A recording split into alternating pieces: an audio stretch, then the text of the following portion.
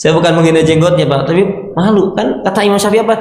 Zul muruah, dia punya wibawa. Jenggot bikin orang berwibawa nggak Pak?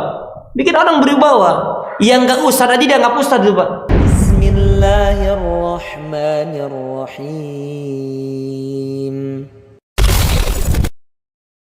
Pernah suatu ketika para jamaah sekalian, faidah ini disampaikan oleh Ustaz Abdullah Zain hafizahullah taala. Beliau pernah suatu ketika dan beliau sendiri yang langsung bertanya kepada Syekh Ibrahim Ar-Ruhaili. Beliau yang menanyakan karena beliau yang menerjemahkan. Sampai beliau bingung, kata beliau. Sampai beliau bingung menerjemahinnya. Nanya ke Syekh Ibrahim Ar-Ruhaili, "Syekh, apa hukumnya seorang penuntut ilmu main game?" Syekh Ibrahim Ar-Ruhaili bertanya balik sama Ustaz Abdullah Zain. Game apa maksudnya, game apa? Bayangkan ulama pas sampai nggak tahu game Pak. Game apa? Kata beliau al-ab. Orang main-main game, ada dengan online, ada offline. Oh, baru paham beliau. Oh, game itu game tuh. Bayangkan Pak, kita tahu banyak Pak ya.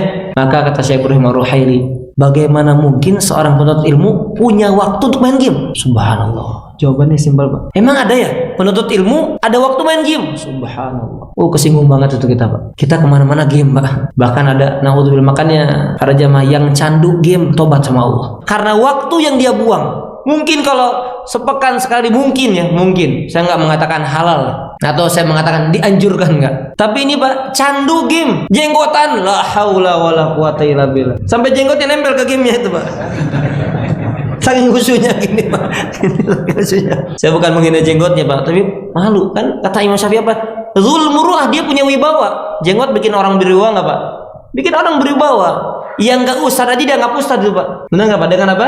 Dengan modal jenggot. Yang bukan ustad dianggap ustad, subhanallah. Karena punya wibawa. Tapi apa? Sibuk game, la haula wala. Ada apa? Mobile Legend. Saya tahu namanya aja, nggak tahu itu gimana. Ada apa lagi? Nah, pura-pura nggak tahu nih Pak.